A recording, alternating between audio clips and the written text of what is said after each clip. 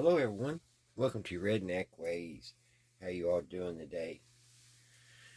It's that time again. Don't seem like it's been a week, but it has. It is Sunday evening, and it is about 12 o'clock.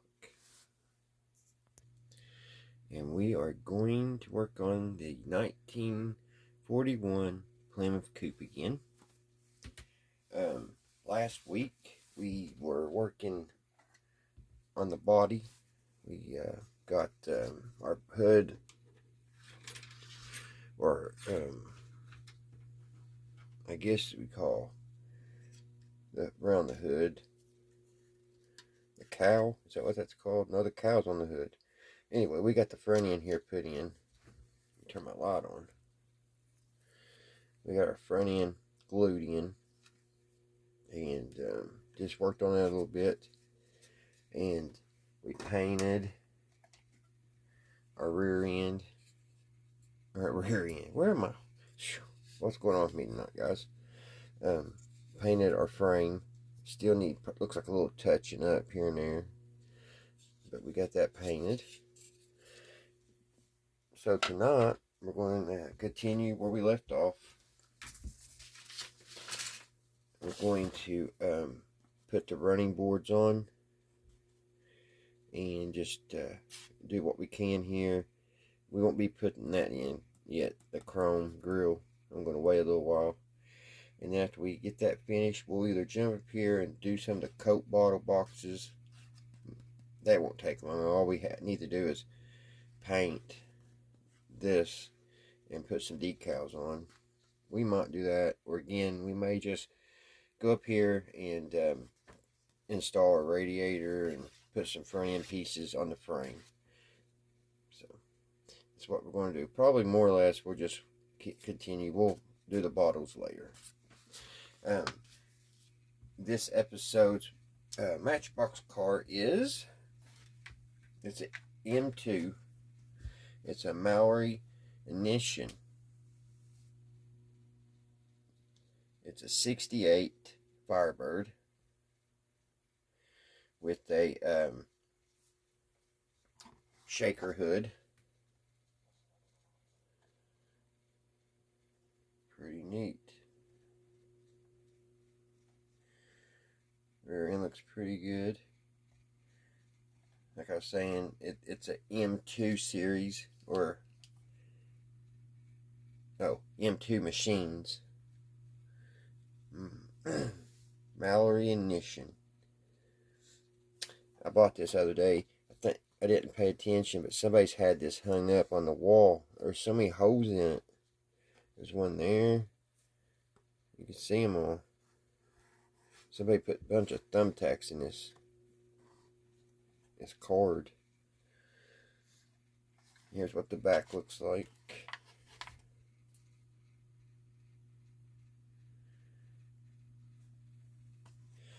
I'm going to try to buy me a new coil pack for my Ford Ranger. See if that helps it any. I put new wires and new plugs and everything in it, and I'm still getting a hesitation. But alrighty, guys. Tonight we're going to continue to listen to Art Bell a little bit longer. This one, guys, I'm just going to pull it right off YouTube, and it may have commercials. I usually go to the free download thing, but the last few times the program ain't what it says it is in the title. So I want to see how this is going to work. Only thing is, this may have commercials, and I'll have to, get up there and fast forward it or whatever. So just letting you know on that. So, alright, guys, let's get busy. Work on this thing a little bit more.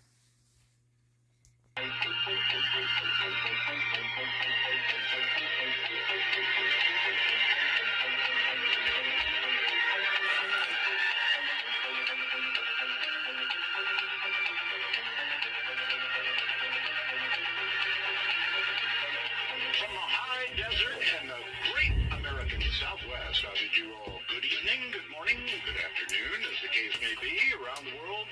Each and every time zone covered like a big blanket by this program. Midnight in the Desert. I'm Art Bell. It is my pleasure to be here. And I've got a number of housekeeping things I want to cover with you. First of all, no bad language. We have two rules. No bad language and only one call per show. That's easy, right? Easy peasy, as somebody says. I want to thank Cellos, Joe Talbot, Keith Rowland, my webmaster, Heather Wade, my producer, and listen to me, everybody. This girl was born with a phone to her ear. If you have somebody you want to suggest as a guest, somebody who would be really good, then you're going to want to get hold of Heather. Heather Wade, my producer. So how do you do that? She is producer at artbell.com. Not real hard. Stream guys, lv.net. Sales, Pete Everhart, of course. Tune in Radio, Leo Ashcraft, Dark Matter News. We're the only ones with a separate Dark Matter newscast right in the middle of our show. I don't think anybody else does that. So, listen, I'm going to ask you all a big favor. Coming tomorrow is the big announcement. I think actually tonight, beginning tonight, we are experimentally on XDS. Now, what does that mean? XDS is three letters only. XDS means that we are now sitting inside the satellite receivers of about 4,000 stations nationwide. And by the way, it's open. So all you have to do is flip it on if you're out there in radio world and let us know you put us on. Actually, you have to let us know, but it is open. Now, the favor I'm going to ask of all of you is, this is still unofficial, tomorrow night it'll be official, please call your local radio station. Ask, if possible, for the manager or the PD, program director, and request Art Bell's Midnight in the Desert. I say, unabashedly, that we have better content, more content, fewer commercials, 6 max an hour, no infomercials, a self-contained paranormal newscast, and we can provide ratings that will knock your socks off. And stations come on a first-come, first-served basis. So it's going to get a little hectic for a while. But if you would all pick up the phone sometime tomorrow and call the manager and request the show, that would be great, because, baby, here we come. All right. So, again, personal news. Asia is better and back in school. Yay. My wife had quite a week, all week long, tending for Asia. Now, to the news that is sort of news. First of all, NASA, the big announcement. Mars has running water. I about yawned. Richard C. Hoagland said that 15 years ago on my show. Back then, people laughed. So, there you go, running water on Mars. Liquid water runs down canyons, crater walls, over the summer months on Mars. They have concluded that trickles leave long, dark stains, which we have seen for a long, long time, on the Martian terrain that can reach hundreds of meters downhill in the warmer months, before they finally dry up in the autumn as the surface temps drop and it freezes. Images taken from Mars orbit show cliffs and the steep walls of valleys and craters streaked with summertime flows that in the most active spots combine to form intricate fan-like patterns. Frankly, any idiot could have seen that it was where water flows. Scientists are unsure where the water comes from. They think it might rise up from the underground ice or salty aquifers, or condense out of the thin Martian atmosphere. Now, of course, they say it is salty. And that, life as we know it could not exist on that water. It does, however, make possible a colony on Mars. Any volunteers? One-way mission. At least we know you got water when you get there. Anyway, I'm unimpressed by the fact that it would not support life as we know it. Who the heck thinks life as we know it is what it's going to be up there? It'd be life as we don't know it. Sheesh. I mean, what if little crawly things enjoy salty water? What if they thrive on briny water? So, you know, NASA does one announcement a decade late. Minimum of a decade. All right, this is going to start to get to be serious stuff here. About 24 years, well, let me begin here. The United States announced today with a video on CNN that we are doing a $1 trillion nuclear weapons upgrade. So what do? Hop into somebody's living room in presumably Russia or Beijing and say, "Hi there, you're screwed." Boom. I don't know. $1 trillion. We're going to. Do you know what $1 trillion could do for us? Anyway, we're going to make them better, we said. About 24 years after the end of the Cold War, Russia and the U.S. seem to be engaged right now, suddenly, in a nuclear arms race once again that could have disastrous consequences, obviously. Russia's deputy prime minister claims that Russia's nuclear weapons can't be stopped by the U.S.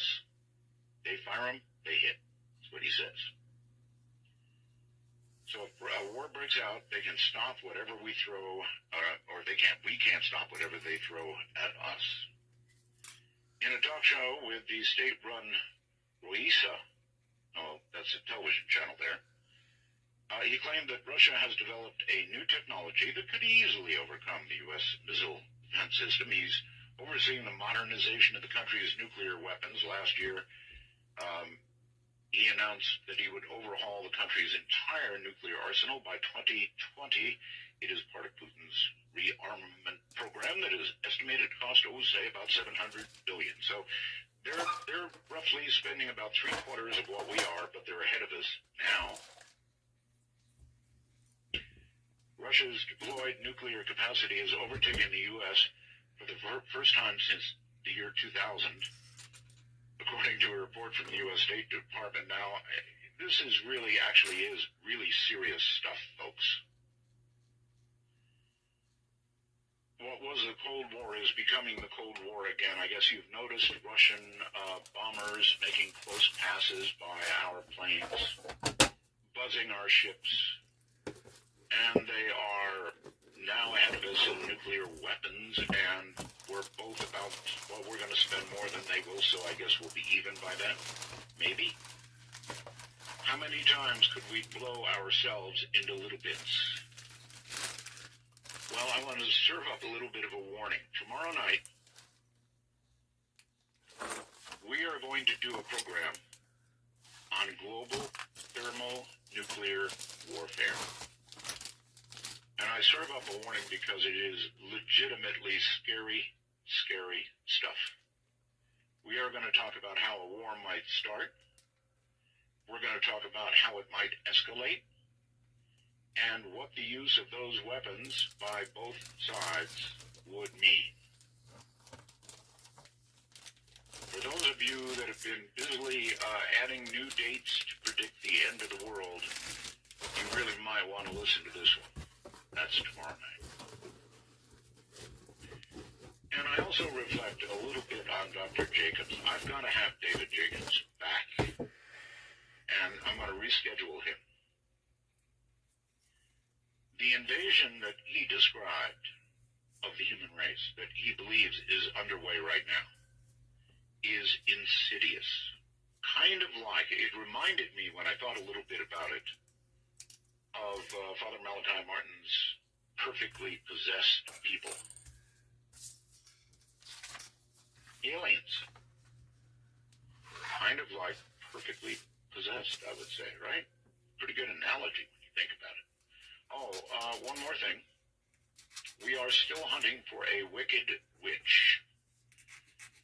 That's right, a wicked witch. And when I say wicked, I mean, I guess I can use all the words: cauldron stirring, broom riding, spell casting, mean-spirited. Well, you don't have to be mean-spirited, I guess. But you get the idea. I want a wicked witch. Now, I guess you can be a good person and still be a wicked witch, right? So we're still on the hunt, and if you know of one, and you really need to do a test of wickedness, not wickedness, wickedness. A lot of Wiccans out there, but they're not wicked. So you know what I'm after, right? The tough, mean things. The ones that when they walk down the street toward you, you sort of move out of the way because you know if you do the wrong thing, that could be trouble. Yeah, I think that gets most things out of the way. We'll go into the XDS thing a little tomorrow. I think we're up there right now, by the way, testing. So on all those XDS receivers, kind of exciting. Coming up in a moment is Nick Redfern. He is a full-time author and journalist specializing in a wide range of unsolved mysteries for over 30 years, to include UFO sightings, alien abductions, paranormal phenomena, cryptozoology, and men in black. That'll be the topic tonight. He writes regularly for the London Daily Express newspaper, Fortune Times, Fate, and UFO magazine. His previous books include Strange Secrets, Cosmic Flashes, and the FBI Files. Among his many exploits, Redfern has investigated reports of lake monsters in Scotland, vampires in Puerto Rico, and werewolves in England, aliens in Mexico, sea serpents in the U.S. Really? Redfern travels and lectures extensively around the world, originally from England.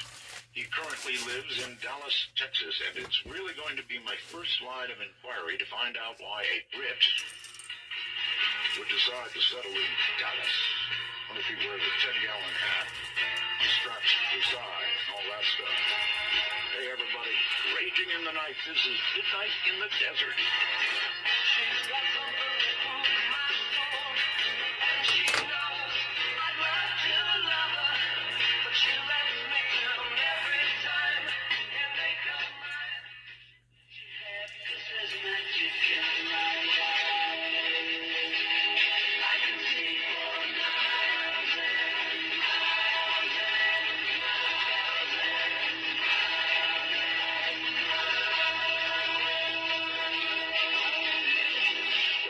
Strike 12, and Midnight in the Desert is pounding package your way on the Dark Matter Digital Network. To call the show, please direct your finger digits to dial 1-952-225-5278. That's 1-952-CALL ART. That'd be me. Hi, everybody.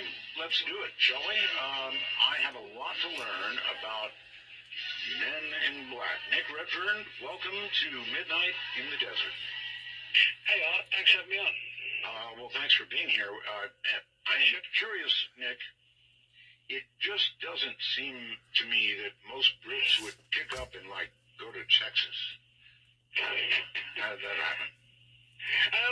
Well, you mentioned in my bio that, I work as a writer and also a journalist, and I do a lot of freelance work for other authors as well, like hired research and things like that. And I actually got offered a job which went on for about 3 years, and but it required me to be over here because the person who was employed me was writing a book and needed somebody to do the research for him. But a lot of it was based around the Dallas area, and so it sounded like a cool gig to do. And so I came over and I got the job, and then applied for residency and did all the all the legal paperwork stuff, just in case Donald Trump's listening. Actually, you know what? I hear your British accent is fading a bit. Is it really? Frankly, yes, it is. Oh, well. Are you? It has been 15 years. Are you yet saying y'all? No, I've never actually got around to doing that yet, and I don't have the 10-gallon hat quite yet. But I like the Dallas area. You know, it's sort of a cool city, and it's got a good, social scene, and not far away from Austin and San Antonio. So, it's sort of central, and as I said, I've been here 15 years, did all the legal immigration stuff, and Isn't that fun? it was just I didn't have any problems with it. I mean, it was just a case of filling out the paperwork and just waiting for the return of the paperwork, and then the next document has to be signed and so on. But there were no issues as such. It was just just a process I expected to go through when I interview you, of course, and background checks and that kind of thing, which makes sense. And that was it. Everything was sort of very smooth, cordial, and weren't really any problems at all. Really glad it went well for you. All right, so it's hard to get started with this kind of thing. I guess you don't get to Men in Black until you get to UFOs. Is that fair? Well, for the most part it is, yes. I mean, everybody thinks of the Men in Black and they obviously think of UFOs, and I think for the general public, because of the success of the Men in Black movies, their first thought is Will Smith and Tommy Lee Jones in terms of how the Men in Black look and act. But if you look at the real reports of the Men in Black, they're actually very, very different. They're sort of quite creepy and strange, and they're not always tied with UFOs, although for the most part they are. But there are so many different strands and angles to the Men in Black mystery that's what makes it so fascinating, in terms of, well, who are they, what do they want, and where are they from? There are so many different issues and cases and odd quirks in relation to the Men in Black that I've actually written 3 books on the subject because there's so much information and so many different theories for who or what they are. Would you guess that their original mission began with trying to stop UFO stories in their tracks? Oh yeah, I mean, the so-called modern era of UFOs began in '47 with Kenneth Arnold's famous sighting over Washington State, the Cascade Mountains. However, although there were 1 or 2 early Men in Black reports in '47 and '48, for the most part, the whole thing didn't really kick off until 1951. And this revolved around a guy named Albert Bender, who lived in Bridgeport, Connecticut. And Albert Bender was someone who set up an organization called the International Flying Saucer Bureau. And there were a lot of small UFO groups, regional groups at the time around the United States, the UK, and a few other countries, such as Australia. And they may have had a circulation of 40 or 50 here, something like that. But Bender's organization, the IFSB, really took off big time, to the point where he literally had circulations in the low thousands, which was really good, for 1951, 52. And the subscriptions were coming in from all around the world, and the magazine that he put out under the International Flying Saucer Bureau banner was doing really well. He's having sighting reports sent to him. He's been asked to do radio shows and even TV shows, and everything was running smoothly until suddenly the Men in Black intruded on his life, and it all went downhill from there for Albert Bender, and it was a very sinister situation for him. Can you describe what happened to him? Did he describe it? Oh yeah. Well, what happened was, as I said, the image that most people have of the Men in Black is from the movies. The idea of a super secret group within government, or some sort of like a black budget program that operates outside of government. So, in other words, people need to understand that the movies followed the reality, not the reality following the movies. Well, certainly the movies were based upon,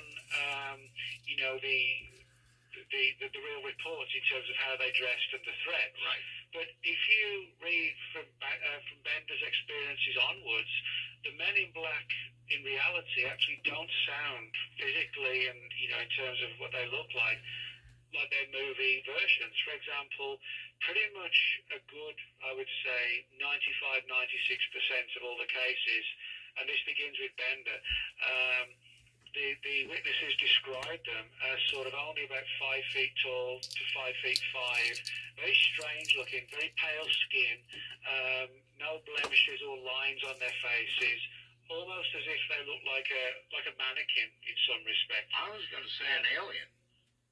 Well, actually, you know, that's one of the things. I mean, you mentioned, for example, David Jacobs. I mean, the interesting thing about the Men in Black mystery is there are some eerily close parallels in some of the things that David Jacobs has written about and researched that ties in with the Men in Black. In other words, very sort of human-looking entities moving amongst us, but when you have a good look at them, there are things about them that just don't seem right.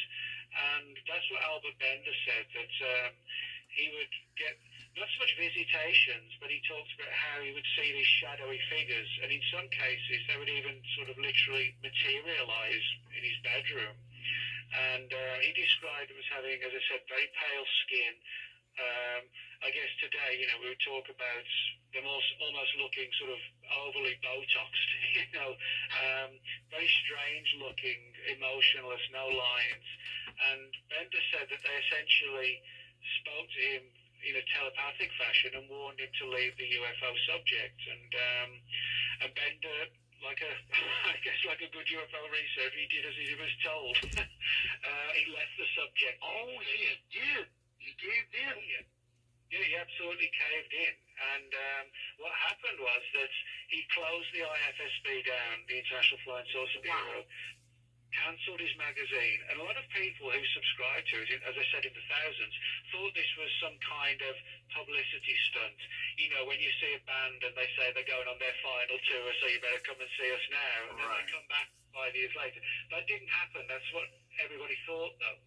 And Bender was so petrified by these repeated encounters, and he said he saw the Men in Black sometimes following him in the streets late at night if he'd be coming home from the cinema, and they'd have these sort of long black trench coats on and black fedoras and these piercing eyes, and it was sort of very menacing, and almost in some respects his stories not so much Men in Black, it's almost like X-Files meets H.P. Lovecraft. It's sort of like a gothic horror story mixed in with UFO conspiracies. Well, you realize that his behavior, as you described it, could be described as a classic psychological symptom as well of paranoia.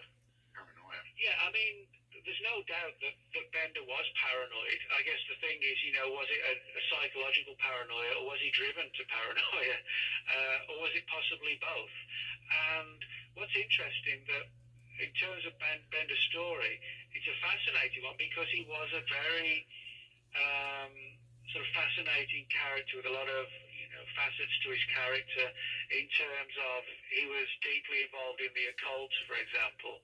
I mean, heavily in sort of seriously dark occult things. He actually created, for example, what he described as an altar in his attic to travel places to try and summon up supernatural entities. And he actually wondered if he kind of opened a portal or a doorway to allow something paranormal through.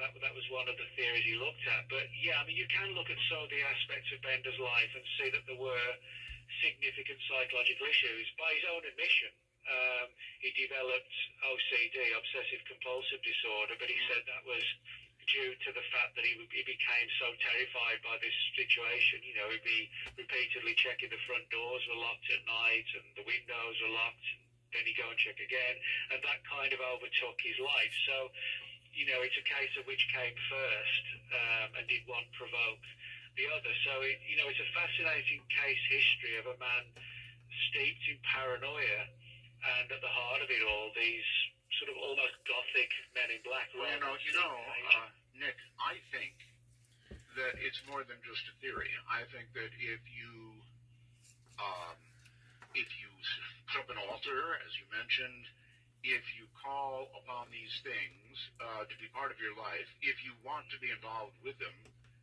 that is a very, very strong invitation in the paranormal world for whatever's out there to come and, at the very least, have a look. And, yeah, I mean, you open something, you allow something in, and once it's in, it doesn't always like a good visitor leave on time. No, you're right. And I mean, I've done a lot of investigations and interviews with people who've sort of delved into, paranormal phenomena, think it's all cool and exciting. And the more they get into it, they find themselves, I guess, surrounded by entities that they've called forth, that they not really sure what they are, but, they cause havoc in people's lives. Oh, they do. All right, Nick, hold tight. Nick Redfern is my guest. We're going to be deep into the Men in Black this night. So keep that in mind if you have a UFO sighting, because I guess these guys are still out there working. I'm Art Bell. Some velvet morning when I was straight, I'm gonna open up your...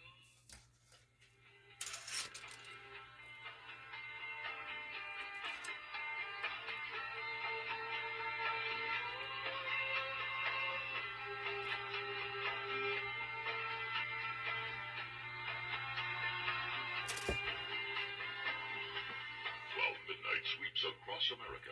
You found an oasis for the mind. To call Midnight in the Desert, please dial 1-952-CALL ART. That's 1-952-225-5278. That's so, sets the atmosphere, doesn't it? Hi, everybody. I'm Art Bell. My guest is Nick Redfern, and we are discussing Men in Black.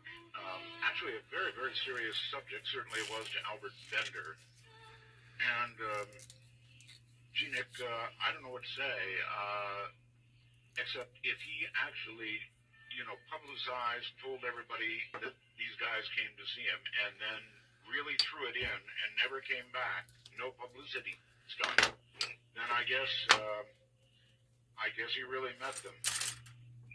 Well, what happened, Art, was that this was sort of 52, 53 when he finally threw in the towel, so to speak.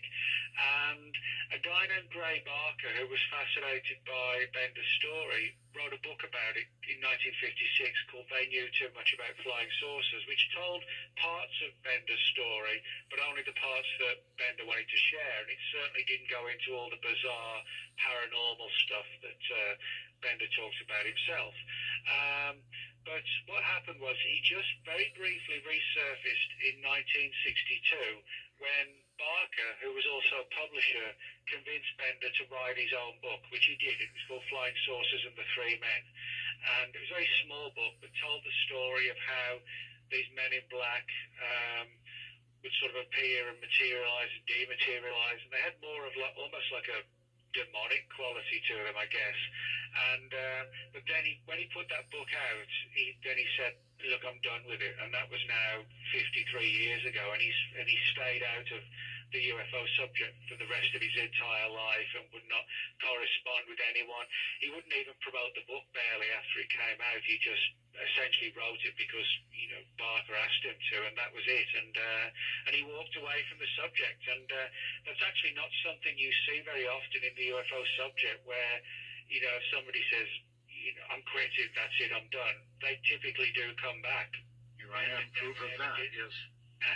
Bender never did. He just stayed away and said, "I'm done with it." In his own words, pretty much, he said he just felt that he couldn't get into that sort of turmoil of dealing with what he initially assumed were going to be government people, and then when he got the visit, so to speak, they were anything but that. As I said, they were far more H.P. Lovecraft than they were the X-Files. Mm-hmm. Well, it's not easy to be visited by people like that, especially ones that communicate with you, my God. So, was that the first Men in Black that you're aware of? visit? Well, there are one or two earlier ones, but that's without doubt the Bender case is the one that really began the entire Men in Black mystery. And it was actually Gray Barker's book that told the story of the Men in Black, that coined the term Men in Black. Barker in 1956 was the first person to use the term Men in Black as a specific term to describe these entities. So in that sense, it's a very important case, but it opened the doors for some people who said, well, this is really interesting because I had an experience very much like that, but before that date.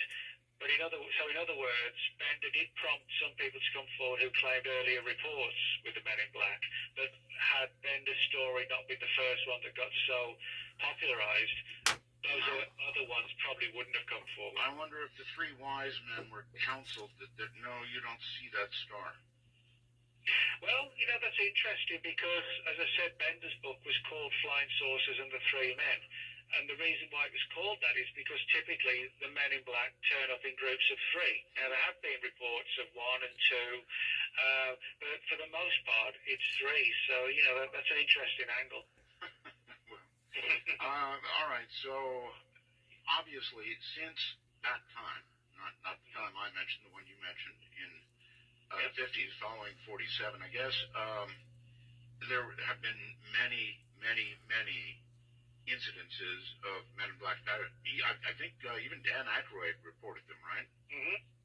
Yeah, I mean, the Men in Black, a lot of people don't realize the sheer number of reports that surface. I mean, I mentioned at the beginning, I've written 3 books on the Men in Black, and the most recent one, which is just called, or actually the brand new one, which came out last week, The Men in Black. What I found is, and I think most authors get this, when you write on a particular subject, people who've had their own experiences tend to contact you on that subject. In other words, same exact thing happens to talk show hosts, of course. Yeah, exactly, yeah. And, somebody writes a book on crop circles, people contact them about crop circles. Well, having written, extensively on the Men in Black, I'd probably get, I would say, somewhere in the region of 40 or 50 reports a year, something like that, like 1 or 2 a week, something maybe close to. And the reports I get, sometimes they are older cases, but many of them are literally right up to the present day. I mean, the new book's got cases from 2014 and 2015. Okay, well, if you're still getting reports of MIB visits, then I am very, very curious because,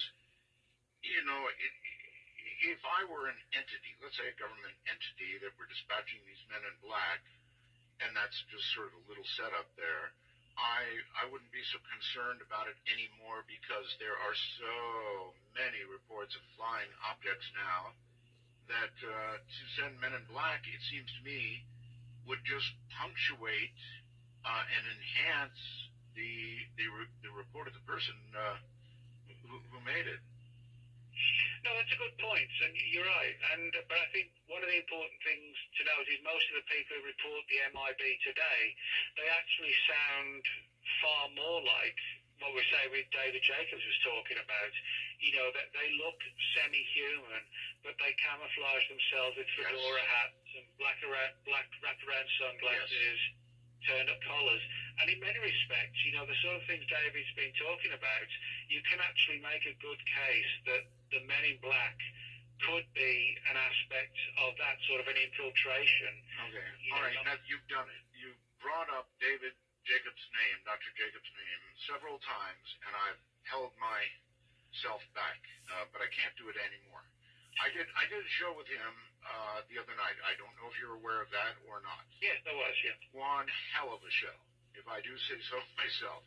And what he described was an alien invasion, Nick, and maintains that we are in the middle of that invasion right now by creatures that are part human and part not human. And that these creatures have the ability to read minds, and that this invasion is going along quite swimmingly. And I wonder if you would care to comment. I found it particularly chilling and surely possible. And I wonder how you feel about it. Well, yeah, I mean, it's one of these situations where I actually take a lot of notice of what David Jacobs has written, particularly like in his earlier book, The Threat. The main reason being because having written about the Men in Black for so long, I've noticed a lot of deep parallels between the two phenomena. And, I mean, for example, in the new book, I've got cases where people have said the Men in Black have visited them. And as I've said earlier, they have this strange skin. Some witnesses said they lack pores, or, you know, it's not a single line on their face at all. As bizarre as it sounds, some of the Men in Black are described as clearly wearing wigs, and in some cases where it looks like they've got sort of like makeup on to even try and make their skin look more healthy and human looking. So you get a lot of really bizarre things like this, you know, and if it was people making it up, I think they would make up something along the lines of, you know, the Will Smith, Tommy Lee Jones movie image, because that's a popular culture image.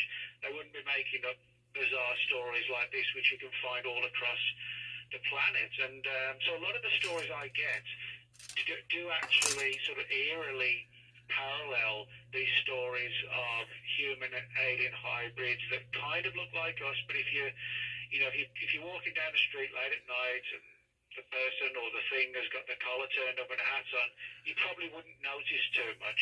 You see them in the daylight and you bump into them by mistake, and for a second or two you get a good look at them, then you might think, wow, has that person got a strange genetic condition or something like that? So in other words, it's not out of reason that the creatures you're describing, I use that word instead of humans, the creatures you're describing could be very much like what Dr. Jacobs is describing.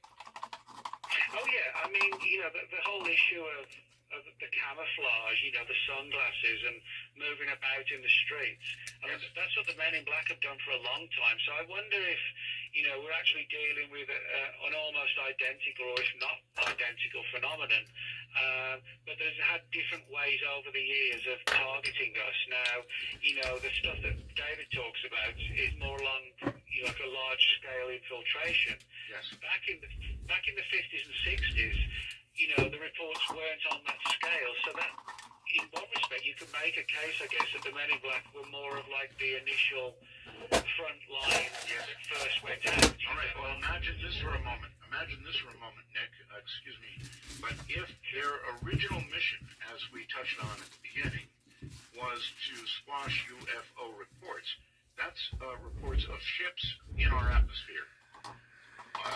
Now, imagine how important to the same group it would be to squash talk of an actual ongoing invasion of our planet. It seems to me that would be very high on their list.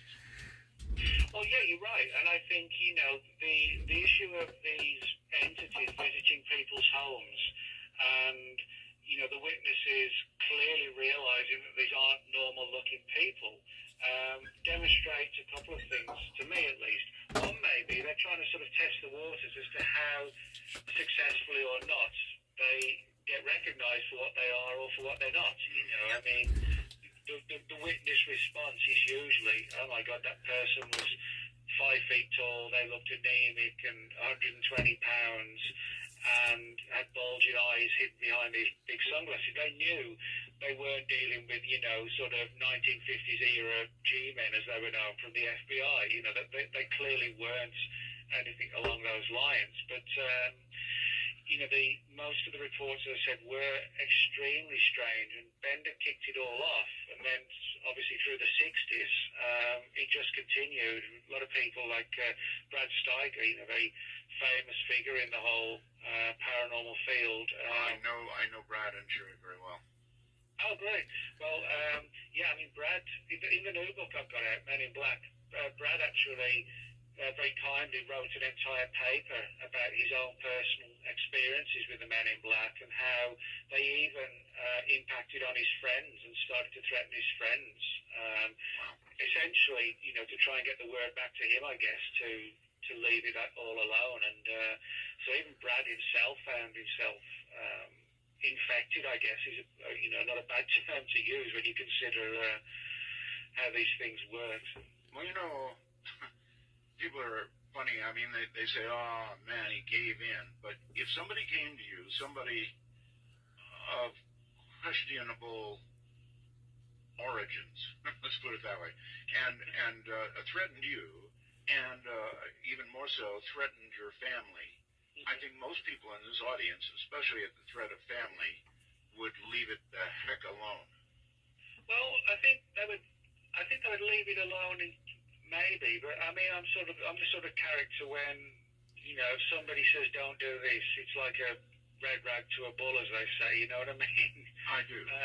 But it's family.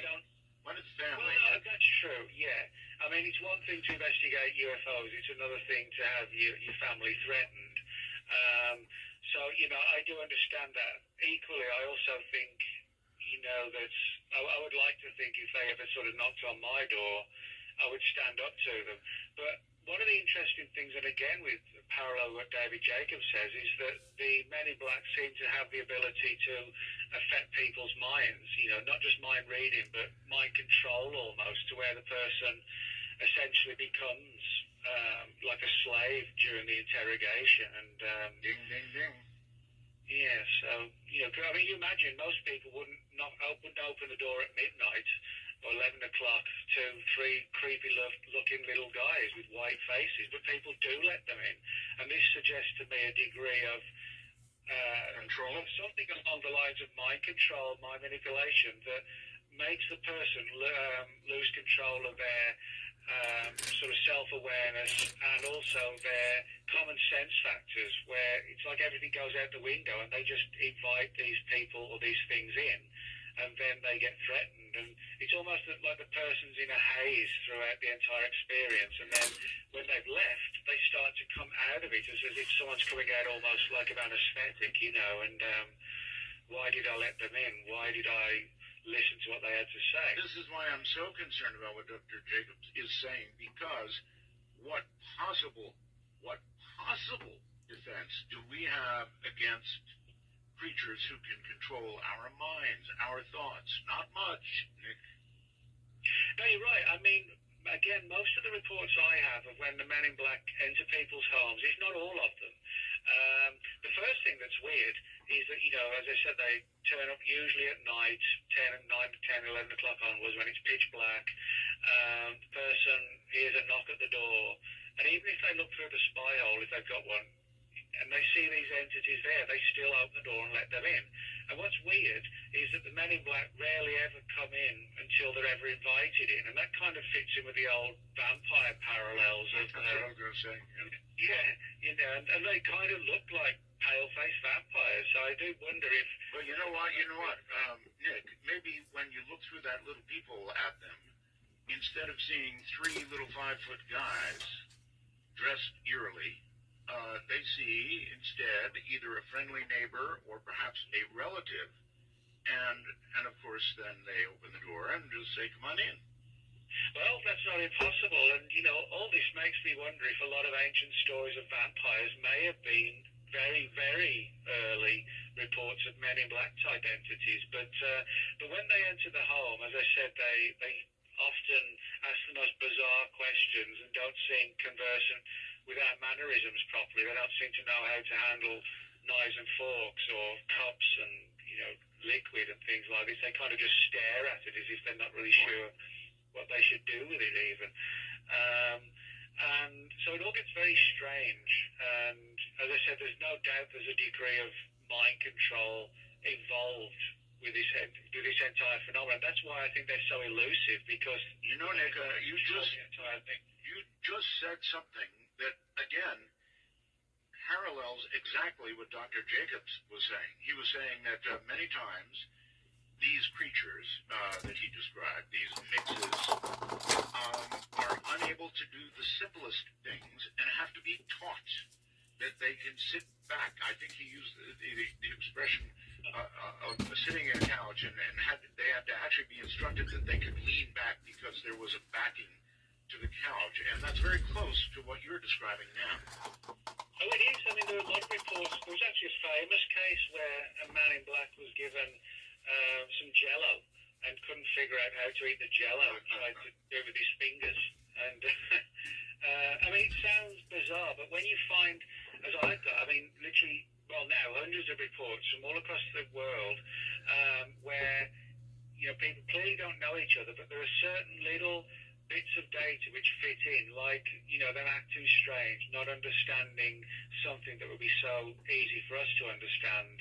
And even, the issue of the lack of any lines on their skin and not really being sure if they're entirely human or not. And, just there's so many interesting parallels like that where you can clearly place these things here, there, and everywhere. And that is the scary thing. I mean, I've investigated cases from the US, from Puerto Rico, from Canada, from the UK, from Australia.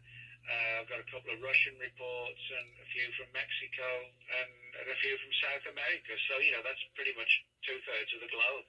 Has anybody ever recorded a man in black?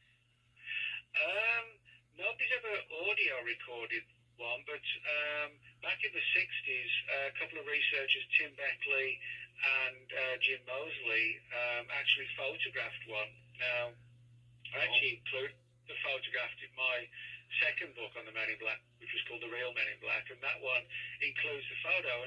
And there is this guy, he's got like a long black trench coat, black fedora, black sunglasses, and he's just staring oddly and outwardly. He looks just sort of zombified, in almost like a blank state.